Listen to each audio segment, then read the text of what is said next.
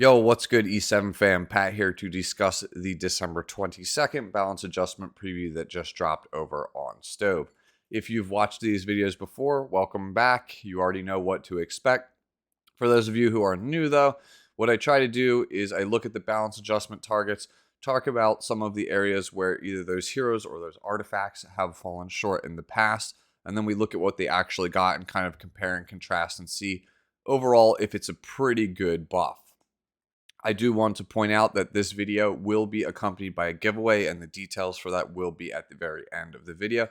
I wanted to do something nice for the holidays for my community, so if you are subscribed to the channel, you will have a chance to enter to win this actual giveaway, and hopefully I will be able to get it to you in time for the holidays. Shipping is usually pretty crazy this time of year, but again, we'll try and do a quick giveaway, and hopefully I can help make somebody's holiday a bit nicer here. So, with that all out of the way, let's talk about the balance adjustment targets.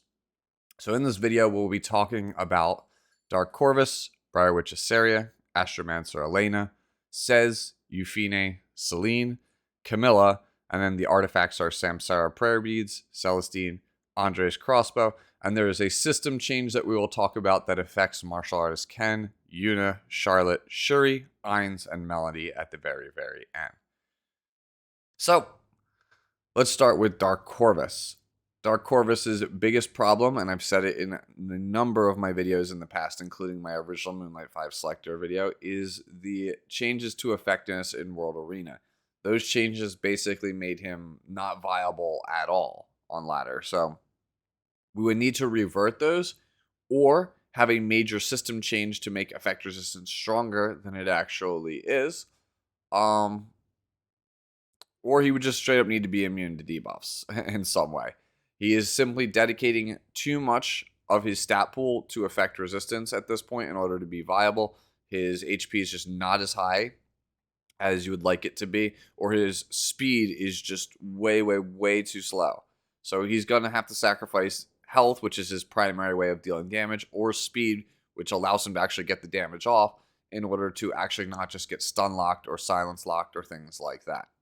So again, that's pretty much what this character needs if he's going to see any hope of play in World Arena. Looking at what he got, we changed Shield Bash here to be 100% chance to provoke for one turn, up from 75%. This is in line with almost every other provoke that a warrior or a knight has in this game. At this point, Blue Crow really could also use this same quality of life improvement. Please do not give him an exclusive equipment that just makes it get 25% more provoke chance on S1. That is a completely, wasted exclusive equipment. Just give him the 100% at this point, Smilegate. If you're watching this, I'm begging you. He literally needs it. It has actually impacted some of my challenge Abyss clears as a result. But yeah, pretty good change because obviously you want Dark Corvus to provoke somebody so that they can hit him, get a critical hit, and then help him charge up his S3 Devil's Descent. That's pretty much been his play pattern forever. So this obviously helps further reinforce that and makes it a bit more consistent. The biggest change is on the S2 passive Ruin's Advent here. It now has a new component which makes Dark Corvus immune to stun. That is basically half the battle. Now you won't have to dedicate too much to effect resistance. You'll probably still need some, but you don't have to dedicate too much because the biggest hurdle, which was being stun locked, is out the window. The only other debuff really to worry about at this point now is silence, because the character still does hilariously high amounts of damage even when blinded. Attack down doesn't really do anything to this character. So basically your opponent's options now are to defense break him and kill him outright, or silence lock him. And I know why they just didn't make him fully immune to silence as well, because there has to be at least some counterplay to the character, right? So this is definitely a step in the right direction. Do I think this makes this character crazy meta? Not really. I don't suspect that he'll be crazy played with this change. He's still the best Guild War offense unit in the game currently on live. So none of these changes, these two that we've talked about, really help him out there in that regard. It's not going to make him better. It's not like he can really be better than number one, right? He's already number one. There's nowhere else to go. I think this is more of a change that is targeted towards World Arena. And I honestly do long for those days where if your opponent picks a team where it's like all control characters, or they pick like a very tanky character or tanky team composition, I should say, with very low damage, last picking Dark Corvus was such a good counter pick. And I think this is meant to help reinforce that again. He makes him a bit better as a 5th pick counter to certain team compositions in World Arena. And I really, really like this change. Do I think it's enough? Time will tell. It's definitely a step in the right direction, though. Last change, Devil's Descent now requires 7 turns of cooldown as opposed to 8. I'm all for this because even when you are not playing him in World Arena, it takes so long to go through Guild War offense or defenses with him on offense with Devil's Descent. It just takes so long. 8 turns just feels like 1 turn too long. So again, I'm on board with this change. Overall, good set of changes for Dark Corvus, in addition to the extinction that he already got, I believe, earlier this year. So we'll see how it pans out. I do expect him to at least be a decent 5th pick in World Arena, assuming that the meta isn't just entirely aggro for the entire season. So yeah, overall, good changes. Next up, we have Briar Witch Iseria, and admittedly, I'm pretty weak on what this character is missing because she is one of the few characters in Epic 7 that I do not own, and I have never really played with, and I have very little matchup knowledge against her as well because she is so infrequently played. What I think the character really needs is a niche, because when you compare her to other immortality characters like Kairon, who can be either a fast disruptor or a anti-cleave unit, or BBK, who can either be a cleave DPS or, again, another anti-cleave option, Briar Witch does not seem to have those kinds of roles. At best, she is an AoE stripper that sometimes is good against Violet and Remnant Violet. That's pretty much it. And we have better AoE strippers than her, and we have better characters at dealing with both of the Violets. So, let's take a look at what Briar Witch Iseria actually got. So they moved the additional damage component of her S2 Witch's Curse onto her S1 Fallen Flower. A successful attack deals additional damage proportional to the caster's attack. So no change there. It's still going to function exactly the same. They've just moved it off of the S2 passive. The actual passive itself, Witch's Curse, receives an extra 15% hit chance, bringing the total to 50%. So it's really just trying to reinforce that anti-dodge unit. So I guess if you're looking to counter Aiden or Violet or Remnant Violet, this just further solidifies that that's supposed to be her primary role. There's also a new component to Witch's Curse. Allies and enemies cannot revive. This, to me, is cool. It fits thematically lore-wise, like she's a cursed witch. You know, there's evil magic or cursed magic at play here that's making it so that things cannot revive. That's cool. That does give her a niche. My problem is that's kind of supposed to be Blood Moon Haste territory, and I'm all for redundancy, but either this Witch's Curse matters very little, it doesn't do anything, right? Or it just invalidates Blood Moon Haste, because then Briar Witch Iseria will always be the go-to option when you are looking to try to counter revive characters. Or, you know, even Sinful Angelica is very much the same way. It being double-edged also is a bit strange. It's like, you know, it hurts you just as much as it helps you. So this is a really weird change, and it's going to take some time to kind of properly figure out whether or not this is good or bad for the game. It's more likely that it's good, because it's just another way to deny characters like Destina or Maid Chloe, who's slowly creeping back up there in terms of playability. So that, again, not a bad change, but definitely one that I was not expecting to see. I thought they would have given her a little bit more of a defined niche or something that nobody else does. Instead, she's kind of like, we doubled down on anti-dodge unit, and we've given a really weird Sinful Angelica / Blood Moon Haste style passive to this character. The other change on the character is on her S3 Cursed Thorn. Attacks all enemies with a Cursed Thorn Bush, dispelling all buffs with a 75% chance to decrease defense for 2 turns and a 100% chance to make them unbuffable for 2 turns. A successful attack deals additional damage proportional to the caster's attack. So again, The extra damage component from the S2 here, which is Curse, is now being moved to the S3. Having a defense break for 2 turns on the entire enemy team now on this S3. Pretty big change. Instead of just being a full strip and an unbuffable, which was super annoying, now it is potentially very potent, very lethal, because it is also a defense break. The problem is that it's a very low percentage chance. Like 75 doesn't seem like a lot, but when you factor in 15% resist, like you're not realistically ever gonna get the defense break on everybody. Normally it's like 85% chance defense break to start for a lot of these AoEs that are like this. I think they just didn't want to juice the move too much because it does do a lot when you compare it to other S3s. Like full dispel, not too many of those in the game, and the ones that there are, they usually don't also give you essentially Reingar's special drink passive and also unbuffable and also defense break. And also, it had a soul burn change to arguably now the most toxic soul burn in the game. It's either this or extra turn. It now has soul burn for 20 souls, ignore effect resistance. The stat line that is basically the worst mathematically because everyone in the game basically starts at a floor of 100 effectiveness. Effect resistance is by far like the worst valued stat in this game. And when you add soul burns like this that ignore effect resistance, it makes the stat even worse. So yeah, not really sure what to make of that one.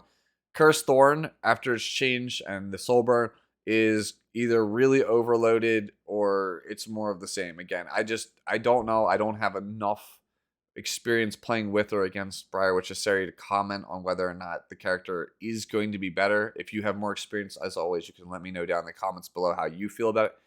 To me, I don't really know if it actually changes anything unless like somebody finds like a really fast version of Briar, which is Iseria, and you stack her with Book and use the ignore effect resistance on the S3 and use that as a cleave.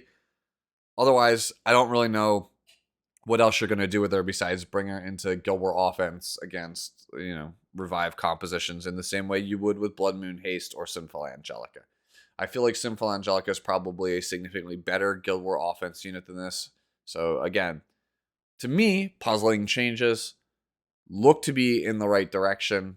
But again, those of you who have played with or against Briar Witch Iseria more than I have, feel free to let me know how off the mark I am on this down below. Next up, we have Astromancer Elena, and I wrote here nothing for changes to the character because I thought that the character was very strong. I said so in my preview. The character completely denies an entire playstyle. That is very strong. I also have a bit of personal bias, full disclosure, because the playstyle that it's very good against is my own personal playstyle and the way that I like to play the game. Astromancer Elena is designed to be used by aggressive players to deny turn 2 turtle style players. That is pretty much her role. She's supposed to shut down counter attacking enemies, characters like your Chaerons, your Armins, sometimes your Bellions as well. That is what she is designed to counter. Now, I guess their internal data suggests the character's just not played enough or she's not winning enough, but the character is still very, very strong as is. If you've watched KJ, aka Korean Jesus, who I believe was #1 on the ladder last season, he was a Hall of Fame player. He is consistently one of the best players in the entire world. I believe he is also in this weekend's Content Creator Invitational as well. He is one of the team captains. He is consistently, again, in like the top 10 players on the ladder in the entire world. He has been using Astromancer Elena to great effect. He has been absolutely annihilating people at the top of the ladder with this character because she takes away all of the counterplay to his very aggressive playstyle. So your only option really is to outspeed him, because if you try to tank down and counter him, the Elena pretty much presents an impossibility for you. And that, as she was on live, required some setup and something like Tegel's Ancient Book on the team, so that way you could soul burn to actually guarantee that you could do the job here. These changes, you pretty much just get paid. It's very akin to Mediator Coeric or like Bellion, for example. Let me read the skill before I explain. So, Disciple of the Stars was changed. At the start of battle, grant Star's Blessing for 1 turn. When the caster is granted Star's Blessing, enemy heroes cannot counterattack. After an ally, except for the caster, attacks all enemies, activates Worship Me. Worship Me can only be activated once every 3 turns. Worship Me was changed to be, instead of a 15% CR push for the whole team, it is now a 20% CR push for just Elena. Star's Blessing increases Elena's attack and critical hit damage by 15% and cannot be dispelled. So, when Mediator Cleric was designed, he was meant to be a bruiser that could also support his team with buffs and cleanses. Unfortunately, he did not have enough effect resistance in order for him to do the job. So people felt the character was bad, so they buffed it so that now you can't really debuff Mediator Cleric. He just exists, therefore he does the thing. Bellion is a character that was designed to stop Tehagel's Ancient Book. She exists, you can't gain souls. Straight up point blank period. They're doing the same here with Elena. Elena exists, you can't counter. And that is a bit frustrating, again, in some scenarios. In others, it's obviously very good. Really great change for arena offense, right? You don't have to worry about your Shoes of the world or your Sanias. If you have Astromancer Elena, this character is very, very good into those because that is primarily how these characters are played. They are meant to tank down and just counter you to death. When it comes to World Arena, though, I don't really know if I like the idea of just getting paid for existing on a style passive like this, because for most players who play this game, most of you, the majority of you watching this video, the way that you probably deal with fast aggressive characters is to either tank down or counter through it. This character just being on the enemy team with no gear whatsoever, no setup, no regard for team composition, completely invalidates that strategy. And I don't really think I agree with that. Now, on the flip side, people will argue, well, Bellion shouldn't be allowed to exist and just counter an entire strategy. On one hand, Shackles of Suppression probably could use a adjustment so that only stops book at the start and then still allows you to gain souls. But on the other hand, the alternative, besides tanking down and trying to counter, is just have speed gear. And that is a tough pill to swallow, because if you roll high HP gear, you can build health scaling bruisers. If you roll high attack gear, then you can use that to offset maybe like low critical hit damage gear. If you roll high critical hit damage gear, then yes, you could offset that by having like low attack. So like there are more ways for you to actually find a way to deal damage in Epic 7 than just be faster. Pretty much, there is a plethora of characters with different types of scalings, and there are multiple stats that influence damage over the course of a game in order for you to deal damage. Same thing with tanking. There are certain characters that are better with high HP. Some are pretty good with more defense. Speed is the only thing that allows you to take turn 1, and it's pretty much gated for a lot of people because they just don't have the speed gear. The RNG was just not on their side. So for them, the only counterplay to a character like Elena is either 1, ban it, or 2, outspeed it, which, you know, that second one's probably not an impossibility, because if you were playing the tank down counter strategy anyway, you didn't have speed gear to begin with, or at least you weren't confident in your speed gear. So again, I am not a huge fan of this character. I said it in my preview, and I'm really not a huge fan of these changes because it takes away one of the big counterplays from the character, which is if I could snipe her before she gets to her turn, then cool. She has to have some form of setup. I can potentially ban out the specific setup.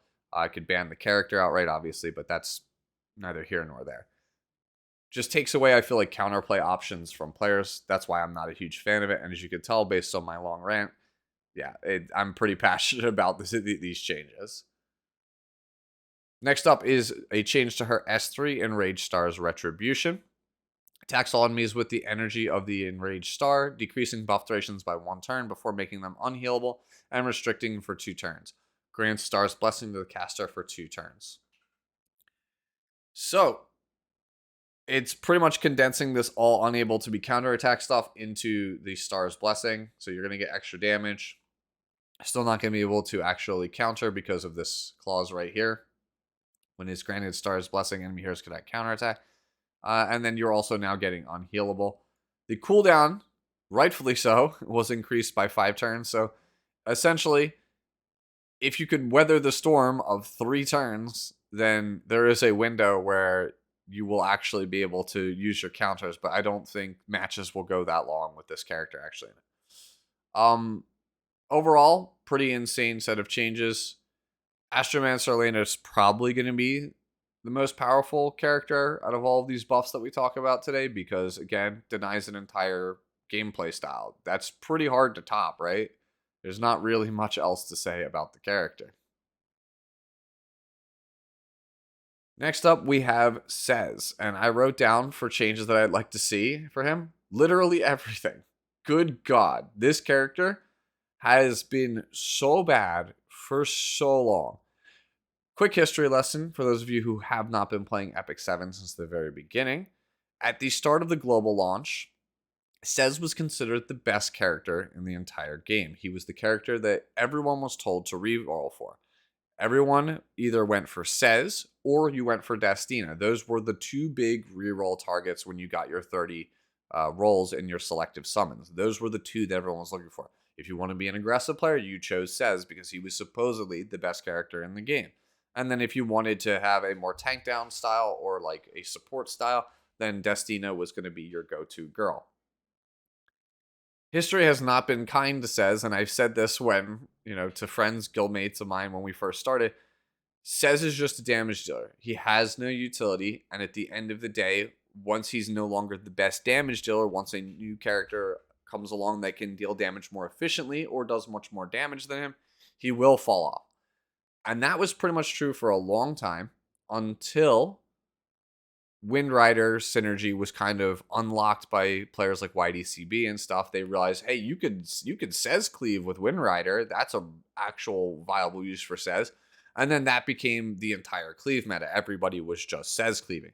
So then they gutted Wind Rider so that way it wouldn't really work that well with the Says bomb comp as it was known. And that was that. Says has just remained in obscurity since then. Character has no utility and is nowhere near the good enough damage dealer or the best damage dealer. Excuse my words. Also, he's squishy as all hell because he has arguably the worst stat line for a thief, at least in my opinion. Good stats overall, but is literally made of paper, can't survive. So you need some way to supplement that, right? Let's take a look now at what he actually got.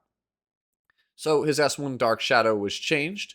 It now has the Encroach passive stapled onto the S1 Dark Shadow. So Encroach used to be his second passive here, his little passive where if you attack somebody at low health, he will use the AoE Claw to deal more damage to the enemy team and then also make them unhealable. Damage dealt increases proportional to the target's health loss, yada yada. So they basically, again, just like Briar with Iseria, they moved the old passive and just stapled it onto the other parts of the actual character. No real change based on just this. The first real change is a new passive called Die Hard. Damage suffered in one attack does not exceed 51% of max health. After being attacked, grants stealth for one turn. Stealth can only be activated once per turn. So they decided to give him the Roy Mustang / Tempest Cern treatment, where he essentially needs to be two-shot. This passive is not one that I like a lot, but it does help. It definitely makes it so that Roy can at least survive and, actually be a viable unit in this meta game. In the past, it's obviously helped Tempest Cern, and it's a huge boon to a character like Spirit Eye Celine as well. So I can't really say that this is like a bad passive, because historically speaking, it's been pretty good. It's not my personal cup of tea, but it has been traditionally a fairly good passive. Having the extra stealth obviously makes it so that it's a bit harder as well. So a character like, say, Spectre Tenebria can't just soul burn you and then actually expect to get away with it and kill you. Unless, of course, she already has S1 available where it hits multi-target and she just gets lucky. So good change overall. Definitely helps, Says in the survivability department. That's something he definitely needed. Final change here is on his S3 Conviction. Inflicts lethal damage to the enemy. When the enemy is defeated, it inflicts extinction and deals additional damage proportional to the caster's attack to all enemies except for the target. Damage dealt increases proportional to the target's lost health. The base damage of a conviction is also increased. We will have to see how much damage that actually is, what kind of damage increase that actually is. So, yeah. Oh, I should also point out here, I missed it, but here, encroaches damage is also increased. So this is definitely a wait and see on the multipliers for sure. There is a chance Sez could actually be a good blue damage dealer, and goodness knows we really do want one of those. Those are, in short supply at this point. It's pretty much like Shu, and then like distant second is Rem, but like characters like Kise and Luna are not really that good right now. So yeah, definitely. Wait to see on those multipliers. Wait for the data mines to come out and see how good Sez actually is. I think that these overall are fairly good changes. It is a step in the right direction. How good? Again, multipliers, wait and see, so on and so forth. Next up is Yufine, and what I have written here is that I would like her to have her abilities improved compared to other heroes for expeditions like Pain Pursuer Moroi or Hunt compositions. If she was going to get a increase to something at all for PvP related purposes, I would want her to have a survivability passive very akin to how we just had one with Diehard with Sez there. I just want her to have some kind of hard way to prevent her from getting killed in one hit. That's pretty much what the character needs. Character has good damage. Character already does a lot of stuff in the kit. The big things that slow Yufine down is that she simply cannot survive a hit. She's not fast enough to take a turn. That's what's really holding the character back. The changes that they gave this character are so beyond puzzling. I straight up don't know what they were thinking with this. Like, Yufine has been changed so many times, and every time I start to wonder what the hell Smilegate is thinking when they make these changes, because who do these changes like honestly help besides like cleave players? Let's actually take a look at the changes before I elaborate a bit more. So Dragon's Roar, that's her S2, was changed. Instead of giving her an attack and a speed buff for 2 turns, it now gives an attack and a defense buff to the caster for 2 turns. The Soul Burn was moved from the S3, take an extra turn, to now the S2, extends the buff durations granted by Dragon's Roar to the caster by 1 turn, and grants an extra turn. That's pretty much what the old Soul Burn did. We just moved it onto the S2 now instead of the S3. This is the first strike against it because the defense buff is supposed to try to help Yufine be a better bruiser. Yufine has the same stat lines as Straze. Straze is not a bruiser. He cannot take a hit. It's very difficult for you to build that character in a way to take a hit. And if you do build him, it's probably because he's on lifesteal. Nobody, I promise you, is playing Yufine on lifesteal. So defense buff is a incredibly poor way to address the survivability concern for PvP. We gave up speed buff for this, which is one of the better buffs in the game and is vital in speed tuning this character for hunts, and is also very vital for Pain Pursuer Moroi. The character takes more turns with speed buff. The character is there for a reason. So this is not a good set of changes at all. The other change is to Dragon Charge. It used to hit the enemy, dispel all buffs from that enemy, and then stun them for 1 turn, and then give her a 2-turn effectiveness buff. And if the target had 1 or more buffs, this moved out an additional 50% damage. So the dispel all buffs portion is incredibly useful in Pain Pursuer Moroi to strip the defense buff. The effectiveness buff helps her do her job in order to strip various different buffs off of enemies, a la Pain Pursuer Moroi. And the damage dealt increased by 50% when an enemy is buffed is integral for Yufine to be used as a one-shot character in hunts like Astromancer 13. That is what Dragon Charge did. Here's what Dragon Charge does now. Attacks the enemy with a massive blade, and when the enemy is defeated, resets the cooldown for this skill. If the target is silenced, penetrates the target's defense by 70%. When this skill is available according to cooldown count, after an ally except for the caster attacks, if the target is silenced, increases the combat radius of the caster by 20%. So we lost the 50% damage buff. We lost the effectiveness buff, which is super valuable for a lot of PvE content. and we lost the full dispel. And what did we get? Basically, Shoes S2 if the target's silenced with some CR pushing. So we made Yufine into like a single target cleave unit when she was a lot of people's one-shot character, and she was arguably one of the best expedition characters in the game. That's what everybody's using Yufine for. Yufine is a PvE character. She's also pretty good, by the way, in Nightmare Raid. These changes completely make it so that Yufine is now like this niche cleave PvP character. And honestly, I don't even know if it's that good, because when you think about it, this is a character that does conditional 70% defense penetration, assuming that a specific enemy has a specific debuff. We have that already. Its specimen says he has a 100% defense penetration if the target is stunned. This is a 70% if the target is silenced. That character also has a bunch of combat readiness pushing built into the kit. Is Yufine easier to set up? Probably. But is she that much better than specimen says? I don't really think she is. At least, maybe I'm wrong. Again, I'm not a super aggressive player, but I don't really think these are good changes. In fact, I think that these changes are more detrimental to more players than the Yufine fans that it would actually help. Again, most people who play Yufine are either newer players that are focused on PvE, or again, they are using her for very dedicated, highly specialized PvE roles. This character, with these changes, I feel like completely undoes that. I really do think this is an Nervalin situation where I hope that there's enough outcry from the community to get different changes for Yufine, because this just completely ruins the character. And I just think that she's not going to see anywhere near as much play as they think with these proposed changes. I just don't think they're good.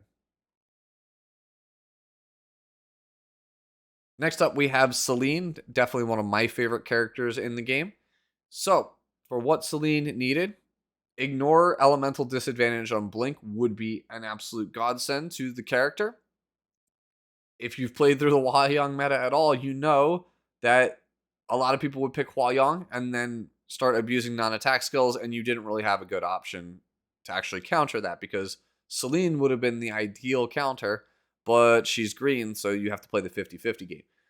Very similar to that, Guild War defenses like Ran, along with Summertime Iseria, Celine would have been a slam dunk there, but because it's a red unit, you have to play the 50-50 game. That is absolutely atrocious. The other big change that this character needs is an increase to her durability or survivability in some way, because Politis, her counterpart, can absolutely do this. She is blessed with fairly good defensive stat spread, so she can be played as either a bruiser style character or a glass cannon. That's not the case with Celine, because Scorpio Thief stat line is, in my opinion, still trash, because it just has absolutely no defense. You have to build your HP sky high, and you're still made of paper for some reason. So those are my two wish list items. What Celine actually got was the first one. Intuition now has a component that makes the Blink is unaffected by elemental disadvantage. The problem is that we gave up when the enemy is not an elite or boss monster, damage sharing effects are ignored. So Blink now works against red units, but it's not going to do as much damage. So in a composition where the opponent has like a Soul Weaver, a Fallen Cecilia, and a Spectre Tenebria, in the past, Celine's Blink would kill that Spectre. Now, it's a lot more questionable. So that is a big loss. But I think the change to unaffected by elemental disadvantage does outweigh it, because now you can play Celine in more scenarios. She's just not as good as she was in the situations where she was very, very good. Now, I see that they are trying to make up for this by changing her S3 Thunderclap. When the enemy is not an elite or boss monster, damage sharing effects are ignored on Thunderclap. Additionally, the soul burn damage dealt is increased on Thunderclap. If you've been watching my channel for a long time, you probably have watched how to play Celine. It was one of the very first ones that I actually did. Thunderclap's damage multiplier, especially on the soul burn, is ludicrous. It is one of the highest ones in the entire game. It is 2.3. Pretty much like only Blue Chloe, Assassin Collie, and like one or two other ones really outdamage this. Like this thing is like on par almost with a Challenger Dominial Soulburn. And it's at the cost of 10 souls. This move now ignores damage share and is for some reason getting a damage increase. So on one hand, I'm sad that Blink no longer has the damage sharing effects are ignored on it. But again, it does work in more scenarios. I think I'm willing to give that a pass when you consider that Thunderclap Soulburn probably outright kills a large portion of the cast. So yeah, it's a push. Is Celine better? Maybe. It depends on what you're looking for. If you were playing against a character like Lua or Spectre Tenebria, no, she's probably honestly worse. But in almost every other scenario, I think that these changes make her come out slightly ahead. You know, I like playing Celine, so I will definitely try to re-gear mine and see how these buffs go towards the end of the month. Last character to talk about here is Camilla. I, as always, have written down specialty change for something I'd like to see for the character because I don't think 3 stars are viable pretty much at all until they actually get a specialty change, at least for PvP. Camilla has proven to be an all-star in PvE. She is fantastic for Brutal Ferris. She is fantastic for KD's 13, especially if you were looking for a budget team. I highly recommend that almost everyone watching this video invests in Camilla if you already have not. She is one of the best 3 stars for PvE right now. The change that they've given her is that her S2 tactical maneuver now gives an extra turn as opposed to a 50% CR push. This is to help her apparently with PvE.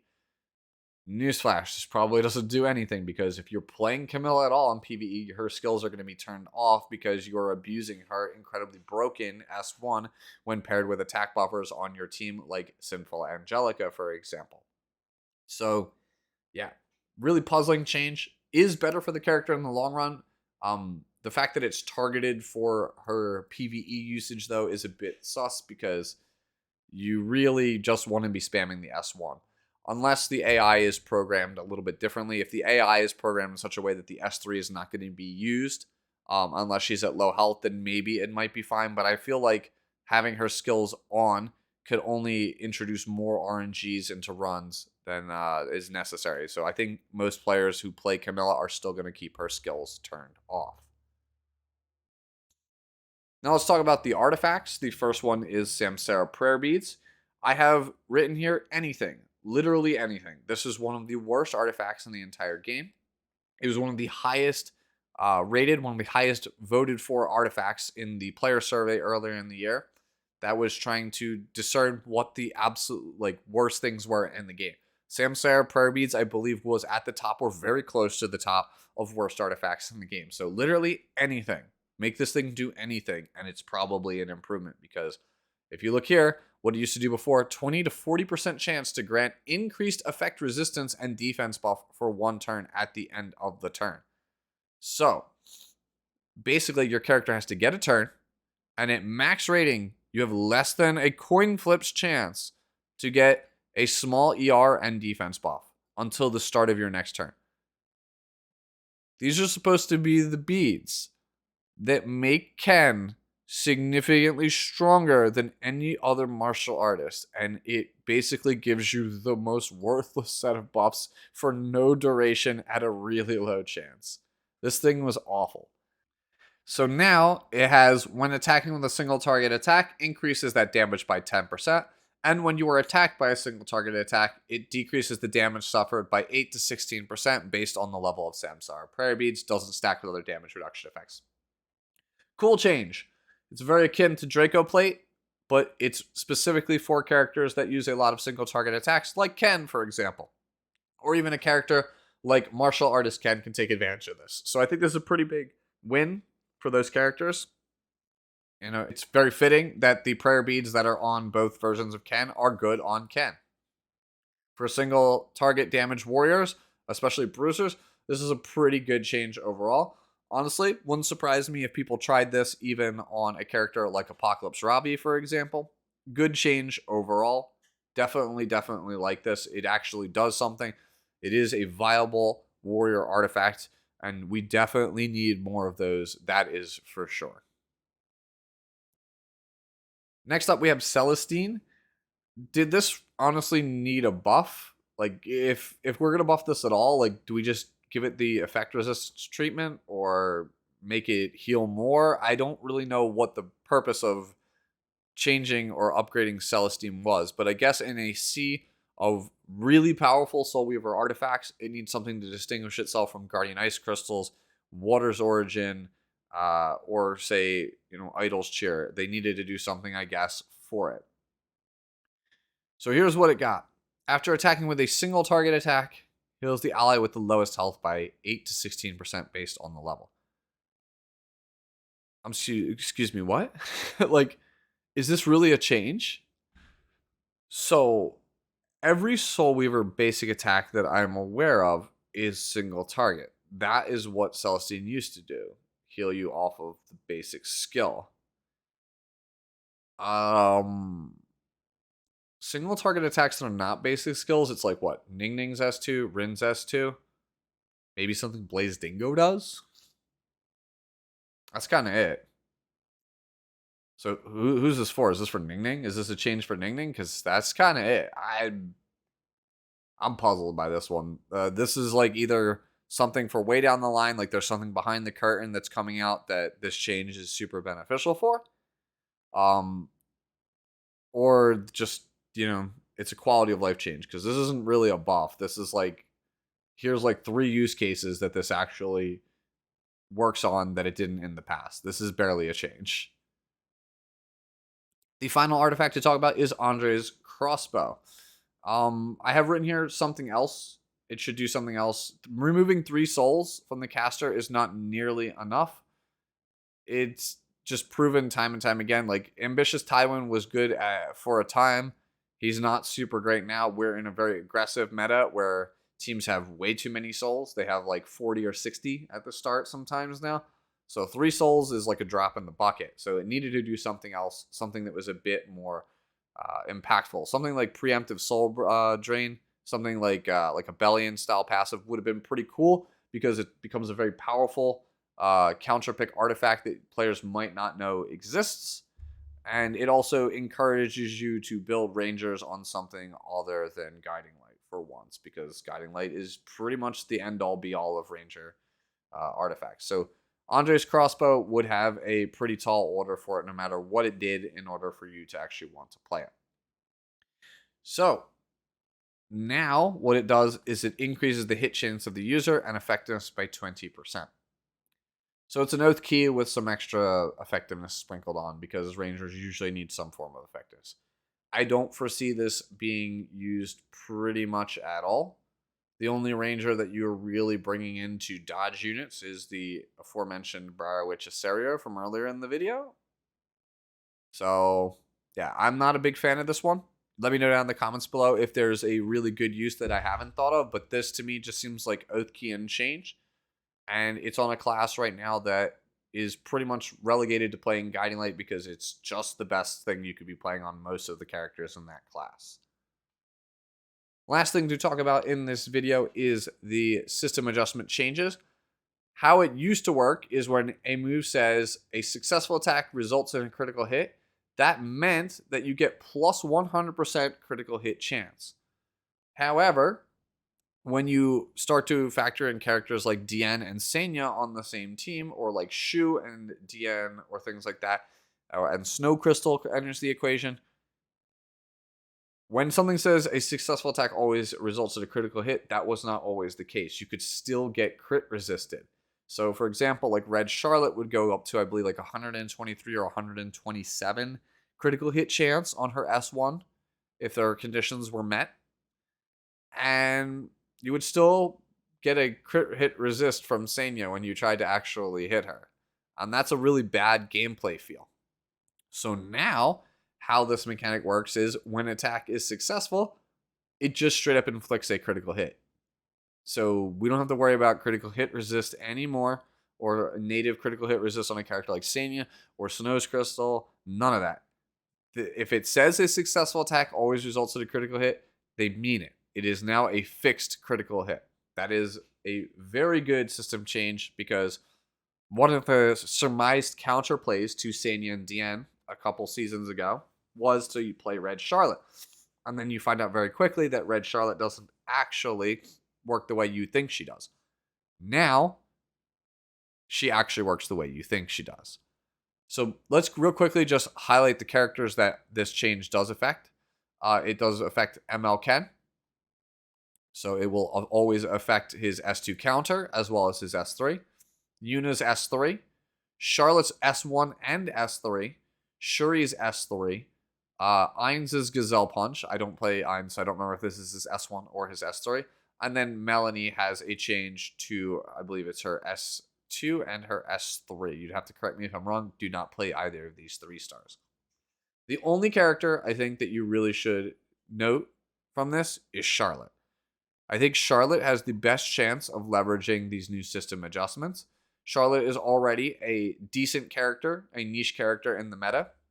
Her coming back to the limelight is very, very easy because Sanya is very prevalent and Hand Guy is very not prevalent. And Charlotte famously was removed from the meta because her matchup against Hand Guy is absolutely terrible. So yeah, this is the big change. If you struggle against Sanya with these system changes once they go live on the 22nd, Charlotte is going to be an absolute monster at fighting Sanya and actually fairly decent against Shu if you could somehow survive because, again, if you actually hit, it's going to be a crit. So that is a very, very good set of changes for Charlotte. So I think Charlotte is like one of the best things to come out of this patch. She's definitely going to be a very coveted counterpick for a character that is already very, very strong.